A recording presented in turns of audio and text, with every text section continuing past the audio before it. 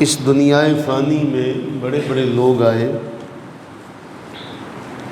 اور کچھ ایسی ہستیاں بھی اس دنیا میں اللہ تعالیٰ نے بھیجیں جن کا ذکر زندہ رکھا گیا، اور جن کے ذکر کو زندہ رکھنے کی خاطر رب تعالیٰ نے جو انتظام و انصرام کیا وہ اپنی مثال آپ ہے۔ رسول اللہ صلی اللہ علیہ وآلہ وسلم کا نام نامی اسم گرامی محمد، جس کا معنی ہے الذی یحمد حمدا بعد حمد، جس کی لگاتار پہم حمد کی جائے۔ اب ایسا نام کہ اللہ تعالیٰ نے سراپا حمد بنایا، اور ایسا تذکرہ جس کے بارے رب نے فرمایا اے حبیب صلی اللہ علیہ وسلم ورفعنا لک ذکرک۔ پھر ایک سب سے اہم بات ہے، عرب والے جو آپ کی جان کے دشمن ہیں، آپ کے ہر حوالے سے خیر خواہ نہیں تھے، بدخواہ تھے، جب وہ بھی جمع ہوتے تو کہتے کہ کیا کہا جائے، تو وہ ایک جملہ جس پر وہ سب پریشان تھے کہ جب ہم لفظ محمد کہہ دیتے ہیں تو ہم ساری بھلائیوں کا جامع، ساری خوبیوں کا جامع، وہ تو اس لفظ کی وجہ سے آپ کی ذات کو قرار دے دیتے ہیں۔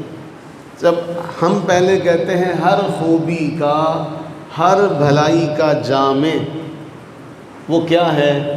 وہ کاہن ہے۔ ہر بھلائی کا جو مظہر ہے، جامع ہے، وہ جادوگر ہے۔ تو کیا کیا جائے؟ کوئی ایسا کام کیا جائے کہ ہمارا پہلا جملہ بھی اپنی جگہ پر قائم رہے اور اگلا معاملہ بھی حل ہو جائے۔ پہلے ہم تعریف کر دیتے ہیں، اس کے بعد ہم برائی بیان کرتے ہیں۔ جیسے کہا جائے کہ سچا نہیں ہے، تو انہوں نے پھر ایک جملہ نکالا۔ انہوں نے کہا کہ ایسا کرتے ہیں، معاذ اللہ ثم معاذ اللہ، ایک غلط رستہ اختیار کرتے ہوئے کہا کہ ہم آپ کا نام بگاڑ دیتے ہیں، اور انہوں نے اس کے بجائے ایک نام رکھا مذمم، میم زال میم میم، مذمم۔ اس کا معنی ہے برائی کیا ہوا۔ جہاں بیٹھتے مذمم ایسے ہے، مذمم ایسے ہے، مذمم ایسے ہے۔ ایک شخص بارگاہ رسالت میں حاضر ہوا کہ یا رسول اللہ صلی اللہ علیہ وسلم، فلاں جگہ بیٹھے وہ برائیاں کر رہے ہیں۔ تو رسول اللہ صلی اللہ علیہ وسلم نے بڑا حسین جواب دیا، فرمایا وہ کسی مذمم کو برا کہتے ہیں، میں تو محمد ہوں۔ وہ کسی مذمم کی برائی بیان کر رہے ہیں اور میرا نام اللہ نے محمد رکھا۔ تو اللہ تعالیٰ نے محبوب کریم سرور عالم صلی اللہ تعالیٰ علیہ وآلہ وسلم کی ذات تو ایک طرف رہی، آپ کے نام کو بھی دشمنوں کے شر سے محفوظ رکھا، اور ایسا برکت والا بنایا کہ اس کائنات میں آج تک ہر بندہ آپ کی برکت سے فیضیاب ہو رہا، آپ کی برکت سے سیراب ہو رہا ہے۔ آپ جس حوالے سے بھی دیکھیں، ایک جملہ عربی زبان میں کہا جاتا ہے کہ امام کا جو کلام ہوتا ہے وہ کلاموں کا امام ہوتا ہے، اور نبی سرور عالم صلی اللہ علیہ وسلم کے حوالے سے یہ بات ہے کہ آپ نے فرمایا مجھے اللہ نے جوامع الکلم سے نوازا، کہ الفاظ بہت تھوڑے ہیں اور معانی کا ایک سمندر ہے۔ محدثین کہتے ہیں کہ آپ کی ایک ایک حدیث کی، ایک ایک جملے کی شرح پر کئی کتابیں لکھی گئی۔ آپ نے ایک فرمان جاری کیا، اس فرمان کے ضمن میں پھر کتنا کچھ کہا گیا، آپ اس کا اندازہ لگائیے۔ مثلا آپ کا ایک مختصر سا جملہ ہے، کلمتان خفیفتان علی اللسان، یہ دو جملے، یہ سبحان اللہ، یہ جو دو جملے ہیں الحمدللہ، یہ زبان پر بڑے ہلکے ہیں۔ اس کی تشریح میں محدثین نے کتابیں لکھی۔ پھر ہم نے اس حدیث کی کتاب کا درس بھی حاصل کیا ہوا ہے۔ نبی سرور عالم صلی اللہ علیہ وآلہ وسلم نے ارشاد فرمایا الایمان بضع و سبعون اور ایک روایت میں بدعوں وستون، ایمان کے 60 یا 70 کچھ شعبے ہیں، تو اس پر بھی محدثین نے کتابیں لکھ دی۔ تو آپ کی برکت کا عالم یہ ہے کہ آپ کی ہر بات جو ہے اس کی جو کمیت ہے، جو اس کی کیفیت ہے، اس کو آج تک کوئی سمجھ نہیں سکا۔ آپ کی زبان سے نکلنے والے لفظ، آپ کی تعلیمات، اس کی برکت کا عالم یہ ہے۔ قرآن بیان کرتا ہے کتاب انزلنا، کہ اے حبیب صلی اللہ علیہ وسلم، ہم نے یہ جو کتاب نازل کی ہے نا آپ کی طرف، یہ برکتوں والی کتاب ہے۔ یہ کیسی کتاب ہے؟ اب اس کتاب کی جو برکت کا پہلو ہے وہ کیا ہے کہ رسول اللہ صلی اللہ علیہ وسلم نے ارشاد فرمایا، من قرأ حرفا من کتاب اللہ، جو اس کتاب کا ایک حرف بھی پڑھ لے، ایک حرف بھی جس نے اس کتاب کا پڑھا، اسے اس کے بدلے میں ایک نیکی ملے گی۔ اور کیا ہوگا؟ اور نیکی کا ثواب 10 گنا ہے۔ فرمایا میں یہ نہیں کہتا کہ الف لام میم یہ ایک حرف ہے، میں یہ نہیں کہتا۔ فرمایا الف ایک حرف ہے، لام ایک حرف ہے، میم ایک حرف ہے۔ اب یہ 3 حرف ہیں تو کتنی نیکیاں ہو گئی؟ 30 نیکیاں۔ الف لام میم، جس کتاب کا پڑھنا بھی برکت والا، اس کی طرف غور و فکر کرنا بھی برکت والا، اس پر عمل کرنا بھی برکت والا، اس کی عمل کی طرف دعوت دینے کا عمل بھی برکت والا۔ ایسا اللہ کے نبی علیہ الصلوۃ والتسلیم برکت والے۔ پھر رسول اللہ صلی اللہ علیہ وسلم نے ایک جملہ بہت اہم ارشاد فرمایا، جو ہمارے آج کے دور کے حوالے سے بہت اہم ہے۔ فرمایا کہ اقرأوا القرآن، قرآن پڑھا کرو، قرآن پڑھا کرو۔ فَإِنَّهُ يَأْتِي يَوْمَ الْقِيَامَةِ شَفِيعًا لِأَصْحَابِهِ، یہ لِأَصْحَابِهِ کا جملہ بہت اہم ہے۔ قرآن پڑھا کرو کیونکہ قرآن اپنے صاحب، اپنے ساتھی، اپنے دوست کا قیامت کے دن سفارشی بن کر آئے گا۔ ہم قرآن سے تعلق اتنا قائم کر لیں کہ قرآن ہمارا دوست بن جائے، قرآن ہمارا ساتھی بن جائے، اور جب قرآن ہمارا ساتھی بن جائے گا تو قرآن ہماری سفارش کرے گا، ہماری شفاعت کرے گا۔ تو یہ جو قرآن کی برکت ہمیں مل رہی ہے، یہ جو قرآن کا فیض ہمیں مل رہا ہے، یہ قرآن نازل کس پر ہوا؟ نبی سرور عالم صلی اللہ علیہ وآلہ وسلم پر۔ اور قرآن نے بیان فرمایا، اے حبیب ہم نے آپ پر جو کلام نازل کیا وہ برکتوں والا، یعنی اس کی برکت صرف آپ کی ذات کے ساتھ خاص نہیں ہے، بلکہ آپ کے متبعین میں سے، آپ کے امتیوں میں سے جو بھی اس برکت میں آ کر اپنے آپ کو سمیٹنے کی کوشش کرے گا، اس برکت سے حصہ لے گا، اس برکت میں اپنے آپ کو ڈبو لے گا، محفوظ کر لے گا، یہ برکت اس کا بھی احاطہ کر لے گی۔ اس لیے فرمایا قرآن پڑھا کرو۔ اور پھر کتنی حسین ترین وہ روایت ہے، اس میں نبی سرور عالم صلی اللہ علیہ وسلم نے ارشاد فرمایا کہ جس گھر میں سورہ بقرہ کی تلاوت کی جائے شیطان وہاں سے بھاگ جاتا ہے۔ جس گھر میں سورہ بقرہ کی تلاوت کی جائے شیطان وہاں سے۔ آپ کی برکت کا عالم یہ ہے کہ آپ پر جو کلام نازل ہوا اس کی برکت آج بھی ہے، آج بھی اس کو پڑھا جائے تو آج بھی اس کی برکت حاصل ہوتی ہے کہ شیطان وہاں سے بھاگ جاتا ہے۔ پھر رسول اللہ علیہ السلام نے فرمایا کہ اگر اللہ کے گھروں میں جمع ہو کر کوئی لوگ، کچھ جماعت، کچھ بیٹھ کر گھر میں کیا کریں؟ اللہ کے قرآن کی تلاوت کریں تو ان پر سکون نازل ہوتا ہے، ان پر اطمینان نازل ہوتا ہے۔ پھر اللہ تعالیٰ کی رحمت ان کو ڈھانپ لیتی، اللہ کی رحمت ان کو ڈھانپتی ہے، فرشتے ان کو اپنے گھیرے میں لے لیتے، اور جب فرشتے گھیرے میں لیتے ہیں تو اللہ تعالیٰ پھر اپنے پاس جو قرب والے فرشتے ہیں ان میں اس کا ذکر کرتا ہے۔ یہ اس برکت والی کتاب کا ایک پہلو ہے، جو کتاب اللہ نے اپنے محبوب پر نازل کی، اس کی ذات و اس کی برکت والی ذات کا ایک برکت والا پہلو یہ ہے کہ آپ اس کتاب سے تعلق قائم کریں تو آپ کا ذکر بھی کہاں ہوگا؟ اللہ تعالیٰ اپنے پاس موجود مقربین ملائکہ میں آپ کا ذکر کرے گا۔ اصل تو برکت یہ ہے کہ نبی سرور عالم صلی اللہ علیہ وسلم نے وہ برکت ہمیں عطا فرما دی کہ آپ کی اس برکت کی وجہ سے آج بھی اگر ہم یہ چاہتے ہیں کہ ہم رب تعالیٰ کے محبوب ہو جائیں اور رب تعالیٰ کے قرب میں آ جائیں، رب تعالیٰ مقربین میں ہمارا ذکر کرے تو ہمیں برکت مل جائے۔ تو برکت ہر اعتبار سے بدلتی رہی۔ نبی سرور عالم صلی اللہ علیہ وسلم جب بذات خود فی نفسی ہی اپنی حیات طیبہ میں موجود تھے تو برکت بانٹنے کا انداز اور تھا، برکت بانٹنے کا انداز اور تھا، فیض بانٹنے کا انداز اور تھا۔ مثلا صحیح بخاری کے اندر، صحیح مسلم کے اندر روایت موجود ہے، ہم نے کئی بار پڑھی بھی، آپ کو یاد ہوگا کہ رسول اللہ صلی اللہ علیہ وسلم خطبہ ارشاد فرما رہے ہیں، جمعے کا دن ہے، کوئی کھڑا ہو جاتا، یا رسول اللہ صلی اللہ علیہ وسلم دعا فرما دیں، دعا فرما دیں، قحط سالی ہے، بھوک ہے۔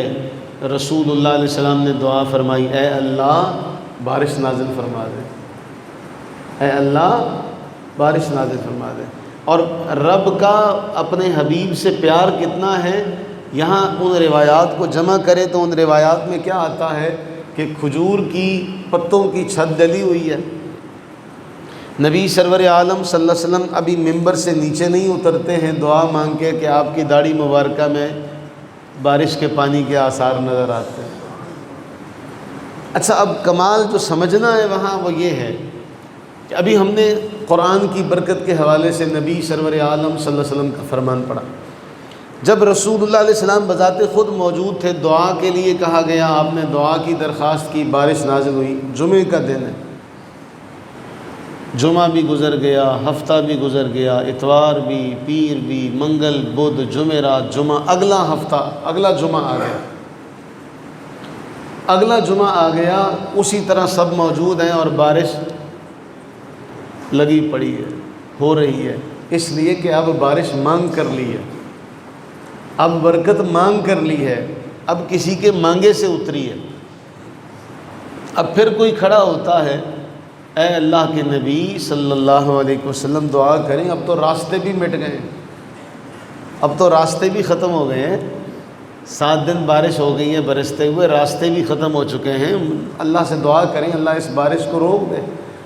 اب وہاں جو جملہ آتا ہے وہ بڑا اہم ہے کہ رسول اللہ صلی اللہ علیہ وسلم نے دعا مانگی، یا اللہ ہم پر نہ برسا، ہمارے اردا گرد برسا۔ پھر آپ کی اپنی انگلی مبارکہ سے جو اشارہ ہے اس کا ذکر بھی ملتا ہے کہ آپ نے یوں جب اشارہ فرمایا تو جہاں جہاں آپ کی انگلی مبارکہ گئی وہاں وہاں سے بادل چھٹتے چلے گئے۔ ایک تاج کی سی کیفیت ہے، ایک تاج کی صورت بن گئی کہ مدینہ منورہ کے باہر سے جب کوئی آتا تو کہتا باہر تو بارش بہت برس رہی ہے، سبزہ ہی سبزہ ہے، اندر آتا تو اندر دھوپ نکلی ہوئی۔ 7 دن تک بارش برستی رہی۔ 7ویں دن جب اللہ کے نبی علیہ السلام نے دعا مانگی کہ یا اللہ ہم پر نہ برسا، ہمارے اردا گرد برسا، تو بارش مدینہ طیبہ کے اندر برسنا موقوف ہو گئی، باہر پھر بھی برستی رہی۔ اب یہ جملہ ایک بتا رہا ہے بات کہ جب برکت نبی سرور عالم صلی اللہ علیہ وسلم کے ذریعہ اور وسیلہ سے ملی ہے تو پھر اس کو کوئی رکاوٹ نہیں ہے۔ تو آج تو تمہارے پاس قرآن ہے، بہترین ذریعہ ہے کہ اس برکت سے تم اپنا حصہ لے سکتے ہو، اس برکت سے تم اپنا حصہ لے سکتے ہو کہ اگر تم چاہتے ہو کہ تمہارے گھر پہ رحمت نازل ہو، تمہارے گھر میں سے شیطان دور ہو جائے اور اللہ تعالیٰ کی عطا تم پر ہو، اس کی رحمت تم پر ہو، تو قرآن سے تعلق قائم کرو۔ تمہیں تو شفیعاً لاصحابی، یہ اتنا بڑا لفظ ہے۔ علامہ جلال الدین سیوطی رحمہ اللہ نے یہاں بڑا کمال کا ایک واقعہ لکھا، اس کا خلاصہ ذکر کروں کہ جب بندہ مومن کو قبر میں رکھ دیا جائے گا تو قرآن پھر کہے گا صبر کر، میں آج دیکھ تجھے بتاتا ہوں کہ دوستی کسے کہتے ہیں۔ قرآن اللہ کی بارگاہ میں جائے گا، بستر ہوں، عالی شان انواع و اقسام کی نعمتیں، ہر بیش بہا قسم کی نعمتیں، وہ سب کی سب جب اس کے لیے آ جائیں گی تو بتائیے اس وقت وہ قرآن یہ کہے گا دنیا میں تو مجھے پکڑے رکھتا تھا، دنیا میں تو میرے ساتھ تعلق قائم کرتا تھا، آج دیکھ میں تجھے اپنی اس دوستی کا ایک جلوہ دکھاتا ہوں۔ یہاں میں اگر آپ کو تاریخ کے ایک اوراق کھنگالتے ہوئے ایک واقعے کی طرف لے کر چلوں کسی دور میں کسی عرب ریاست کا، میں نام نہیں لے رہا، وہاں کے حوالے سے ہم نے کتابوں میں پڑھا، وہ کہتے ہیں کہ جی ہمارے قرآن کی تحریک اس قدر عام ہو چکی ہے کہ ہر شخص کی جیب میں قرآن نظر آتا ہے، اور جب لوگ صبح نکلتے ہیں، سفر پر نکلتے ہیں، گاڑیوں میں بیٹھے ہیں، تو سب کے پاس قرآن ہوتا ہے۔ ایک تحریک ایسی بھی کسی دور میں عرب دنیا میں چلی تھی کہ اتنا قرآن عام ہو گیا تھا کہ ہر نوجوان لڑکا، ہر نوجوان بچی، اس کے پاس قرآن موجود ہوتا، اور وہ جہاں بیٹھتے وہاں قرآن پڑھتے، جہاں بیٹھتے وہاں قرآن پڑھتے۔ تو ایسا معاشرہ کیسے کبھی تنزلی کا شکار ہو سکتا ہے جہاں 4 بندے بیٹھے ہیں اور چاروں قرآن پڑھنے بیٹھ جائیں؟ لیکن آج ہماری پستی کا عالم یہ ہے کہ آج آپ دیکھ لیں کہ ہمیں موبائل نے جس قدر ذلیل اور رسوا کر دیا کہ جہاں 4 بیٹھیں گے وہاں اپنا یہ آلہ نکال لیں گے، اپنے کاموں میں لگ جائیں۔ اور ہمیں اس نے اتنا گمراہ کیا، ہمارے لوگ اس کا بھی خیال نہیں کرتے۔ حرم میں بیٹھے ہوں گے، حرم میں بیٹھے بیٹھے نکال لیا، اب اس کو تو نہیں پتہ نا کہ کیا چیز کب نکالنی ہے کب نہیں نکالنی، وہاں بیٹھے بھی اپنے معاملات میں لگے۔ احرام کی حالت میں ہے، تب موبائل نکال لیا، تب اپنے اصل کاموں سے الجھ گئے۔ اعتکاف میں بیٹھے ہیں مسجد میں، تب اس کو نکال لیا، اپنے کاموں میں الجھ گئے۔ تو جو ہمارا مقصد تھا نا، وہ مقصد ہم نے اپنے آپ سے دور کر دیا۔ اور وہ جملہ دوبارہ یاد کریں نبی سرور عالم صلی اللہ علیہ وسلم کا کہ ایک ایسا سیدھا راستہ آپ نے کھینچا، فرمایا یہ سیدھا راستہ ہے، اس راستے پر دونوں طرف دروازے ہی دروازے ہیں، اور ہر دروازے پر کوئی نہ کوئی کھڑا تمہیں آواز دے رہا، تم نے ان سب دروازوں سے اپنے آپ کو بچا کے سیدھا آگے دروازے پر لے کر جانا ہے جو صراط مستقیم ہے۔ یہ سب سے مشکل کام ہے۔ اور موجودہ دور میں بھی یہی ہوا کہ وہ جو برکت ہمیں مل رہی تھی قرآن کے ذریعے سے، آج ہمارے پاس سب سے بہترین جو سورس ہے رحمت کا، برکت کا، وہ قرآن ہے۔ وہ ہمارا کتنا مضبوط ہے، اس میں کوئی ڈھکی چھپی بات نہیں، ہر بندہ اس کا فیصلہ کر لے گا کہ نبی سرور عالم صلی اللہ علیہ وسلم سے برکت لینے کے لیے، دعا لینے کے لیے صحابہ کا جو ہم معاملہ دیکھتے ہیں، اس دوسری طرف اس کی قبولیت کا جو ہم نے معاملہ دیکھا وہ بھی ہمارے سامنے۔ پھر حضرت انس رضی اللہ تعالیٰ عنہ حضور کے خادم ہیں، حضور کی خدمت گزار ہیں، نبی سرور عالم صلی اللہ علیہ وسلم نے انہیں دعا دی۔ حضور علیہ السلام نے دعا کیا دی؟ اللہم اکثر مالہ وولدہ وبارک لہ فیما آتیتہ، اے اللہ اسے کثرت سے مال عطا کر، اسے کثرت سے اولاد عطا کر، اور جو تو نے اس میں دیا ہے نا، اس کو جو کچھ دیا اس میں برکت عطا کر۔ امام مسلم نے لکھا کہ حضرت انس کو اللہ تعالیٰ نے اتنی عمر عطا فرمائی تھی کہ حضرت انس کہتے ہیں کہ میں نے اپنی آنکھوں کے سامنے اپنی اولاد کی اولاد جو تھی وہ 100 کے لگ بھگ دیکھی تھی، 100 کے قریب میرے جو بچے وغیرہ میرے پوتے تھے 100 کے قریب تھے کہ میں نے اللہ کے نبی اسلام کی دعا دیکھی۔ اب وہ دعا بھی تو ہے نا، خیرکم من تعلم القرآن وعلمہ، تم میں سب سے بہتر وہ ہے جو قرآن سیکھے، قرآن سکھائے۔ اب وہ دعا تو آج بھی زندہ ہے۔ میں یہ 2 دعائیں ہو گئی، اس لیے آپ کو بتا رہا ہوں کہ وہ دعا زندہ ہے۔ ہم دعا کا جو مظہر بننے والے ہیں، ہم زندہ ہو کے بھی زندہ نہیں ہیں۔ حضرت سعد بن ابی وقاص رضی اللہ تعالیٰ عنہ بیمار تھے، بیماری کے عالم میں، اور بس معاملہ تھا کہ بس اب گئے اور اب گئے۔ حضور سرور عالم صلی اللہ علیہ وسلم نے جا کے دعا مانگی کہ یا اللہ اسے شفا عطا فرما، برکت کی دعا کی۔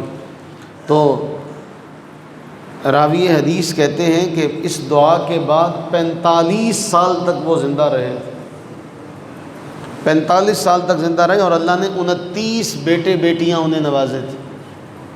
دعا تو آج بھی وہی ہے، دعا آج بھی اسی جگہ ہے۔ نبی سرور عالم صلی اللہ علیہ وسلم کی دعاؤں کی جو مقبولیت کا معاملہ ہے، وہ جو دعا آپ نے مانگی تھی وہ آج بھی اسی جگہ ہے، ہم اس جگہ پر نہیں پہنچ سکے۔ پھر اللہ کے نبی سرور عالم صلی اللہ علیہ وسلم نے ارشاد کیا فرمایا تھا؟ ہر نبی کو اللہ نے ایک دعا ایسی دی ہے جس دعا کے مقبول ہونے میں کوئی شک شبہ نہیں، میں نے وہ دعا بھی اپنی امت کے لیے رکھ چھوڑی۔ میں نے وہ دعا بھی اپنی امت کے لیے رکھ چھوڑی ہے، میں کل قیامت کے دن وہ دعا اپنی امت کے لیے مانگوں کہ اللہ کے نبی علیہ السلام دعا اس قدر مانگے۔ اور وہ حدیث تو ہمیں سب سے زیادہ ہم نے پڑھی ہوئی ہے، اے اللہ اس کے چہرے کو روشن فرما، نضر اللہ عمرن سمع منا حدیثا۔ اگر ہم چاہتے ہیں کہ ہمیں حضور کی دعا مل جائے تو ہمارے پاس دونوں ذرائع موجود ہیں، قرآن بھی، نبی سرور عالم صلی اللہ علیہ وسلم کی حدیث کہ نضر اللہ عمرن سمع منا حدیثا، اے اللہ اس کے چہرے کو روشن فرما جو میری حدیث کو سنتا ہے، میری حدیث کو سن کر اسے محفوظ رکھتا ہے، اسے محفوظ رکھنے کے بعد اسے دوسرے تک پہنچاتا۔ تو میرے عزیزو، ہمارے پاس رسول اللہ صلی اللہ علیہ وسلم کی برکت کا بہترین جو ذریعہ ہے وہ قرآن اور حدیث ہے۔ آپ کی دعا بھی اپنے اندر لیے ہوئے ہیں اور آپ کی برکت بھی اپنے اندر لیے ہوئے۔ اگر ہم چاہتے ہیں کہ نبی سرور عالم صلی اللہ علیہ وسلم کی برکت سے ہمیں مل جائے معاملہ اور ہم برکت کے اس حصار میں آ جائیں، آپ کی دعا کے اس حصار میں آ جائیں، تو یہ دو چیزیں بہت ہیں، ایک ہے قرآن اور دوسرا ہے حدیث۔ اور قرآن کے حوالے سے ابھی ہم نے حدیث پاک پڑھی کہ جو اس قرآن سے تعلق قائم کر لے، اس قرآن سے تمسک کر لے، تو قرآن شفیعاً لاصحابہ، اصحابہ کا لفظ بڑا ذوق والا ہے، اگر آپ اس کے معنی میں جائیں تو جس کو قرآن، دیکھیں کوئی ہم کہیں انجان کسی علاقے میں چلے جائیں، وہاں کا بڑا آدمی کہتا ہے کہ میرا دوست آ رہا ہے، اور ہمیں پتہ چلے، ہم کسی سے سنیں کہ بھئی فلاں آدمی نا، وہ فلاں ہمارے علاقے کا جاگیردار ہے، فلاں ہمارے علاقے کا بڑا، وہ کہتا ہے یہ میرے دوست ہے۔ آپ اندازہ کریں کہ نبی سرور عالم صلی اللہ علیہ وسلم نے قرآن کے حوالے سے فرمایا کہ قرآن اپنے دوست کی سفارش کرے گا، قرآن اپنے دوست کی سفارش کرے گا۔ وہ کلام اللہ، سب سے اہم بات یہ ہے، ہمارے پاس تو اس سے برتر شے ہی اور کوئی نہیں ہے کہ اللہ کا کلام کسی کو اپنا دوست کہہ دے، اللہ کا کلام کسی کو اپنا دوست کہہ دے اور اس کی دوستی اللہ کے کلام سے ہو جائے۔ بتاؤ پھر اس کو کیا کوئی چیز، کوئی مشکل پریشانی کوئی پیش آ سکتی؟ تو ہماری دوستی ہی نہیں ہو سکی کلام اللہ سے، ہماری دوستی نہ ہو سکی کلام اللہ سے، اس لیے ہم اس کو پڑھ نہ سکے۔ اس کو ہم نے اتنی اونچی جگہ پہ رکھا کہ آج ہمارا ہاتھ وہاں تک نہیں جا پا رہا، آج ہمیں وہ صورتیں نہیں آتی، آج ہمیں وہ معاملات نہیں آتے۔ میں وہی بات پھر کہ نبی صلی اللہ علیہ وسلم کی تو ایک ایک بات جس نے سنی اس نے اسی بات کو کہا، میری ہدایت کے لیے یہی کافی۔ وہ حدیث پاک ہم نے کئی بار پڑھی ہے کہ رسول اللہ صلی اللہ علیہ وآلہ وسلم کے ایک صحابی امامت کرواتے ہیں، ہر رکعت میں سورہ اخلاص پڑھتے، ہر رکعت میں سورہ اخلاص پڑھتے۔ وہ کسی نے کہا میں جا کے بتاؤں گا کہ ہر رکعت میں یہ سورہ اخلاص پڑھتا ہے۔ بتایا گیا، اللہ کے نبی علیہ السلام نے بلوا لیا، پوچھا ایسا کیوں کرتے ہو؟ عرض کی جی مجھے اس سے محبت ہے، مجھے اس سے۔ اب اصل جو جملہ ہے نا وہ یہ سمجھنا ہے، جس کو محبت ہے، عرض کی مجھے اس سے محبت ہے، فرمایا پھر یہ محبت تجھے جنت میں لے کر جائے گی۔ تو ہمیں پھر سبق دیا جا رہا ہے نا کہ بھئی تم بھی محبت کرنی ہے تو پھر سورہ اخلاص سے کرو، محبت کرنی ہے تو آیت الکرسی سے کرو، محبت کرنی ہے تو سورہ بقرہ سے کرو، محبت کرنی ہے تو پھر قرآن سے کرو، کیونکہ قرآن کا جو دوستی کا تعلق ہے، کچھ دوستیاں اس جہان میں کہیں نشیب و فراز آتا ہے تو کہیں گم جاتی، لیکن یہ جو دوستی ہے یہ وہاں بھی کام آئے گی جہاں کوئی بھی ہمارے ساتھ نہیں جانے کو تیار ہوگا۔ یہ پھر کہے گا آج میں تجھے اپنی دوستی کا مزہ بتاتا ہوں کہ دوستی کسے کہتے ہیں، یہ سب کچھ لے کر آئے گا۔ تو اللہ تعالیٰ سے یہ دعا فرمائیں کہ باری تعالیٰ ہمیں نبی سرور عالم صلی اللہ علیہ وسلم کی جو برکت کے طور پہ ہمارے پاس تعلیم کتاب کی صورت میں، احادیث طیبہ کی صورت میں موجود ہے، اللہ تعالیٰ ہمیں اسے اپنا وظیفہ جاں بنانے کی توفیق عطا فرمائے، اس کی کثرت سے تلاوت کرنے کی توفیق عطا فرمائے۔ تو جمعے میں بھی بات ہوئی تھی، پھر آج بات ہو رہی ہے کہ کوشش کریں کہ گھروں میں جو کتاب اللہ کا نسخہ پڑا ہے اسے کھولا جائے، اسے کھول کر پڑھا جائے، اسے کھول کر پڑھنے کا معمول بنایا جائے۔ وہ بند پڑا ہوا وہ ہمارے لیے ایک ایسا نہ ہو کہ اللہ کی بارگاہ میں ناراضگی کا، آزمائش کا امتحان کا ذریعہ بن جائے، تو معمول بنا لیا جائے کہ اسے کھولا ضرور جائے گا، اس سے کچھ نہ کچھ برکت کے طور پہ ہی کچھ نہ کچھ لیا ضرور جائے گا۔ تو پھر آپ دیکھیے گا کہ آپ کو جب روزانہ وہ برکت ملنی شروع ہو جائے گی تو پھر اس کا جو اثر ہوگا وہ بھی آپ محسوس کریں گے۔ اللہ تعالیٰ اپنی رحمت کاملہ کے صدقے سے ہم سب کو شرح صدر نصیب فرمائے، اور ہم سب کو نبی سرور عالم صلی اللہ تعالیٰ علیہ وآلہ وسلم کی برکات فیوز نصیب فرمائے، اور ہم سب کی حفاظت فرمائے۔ آمین ثم آمین۔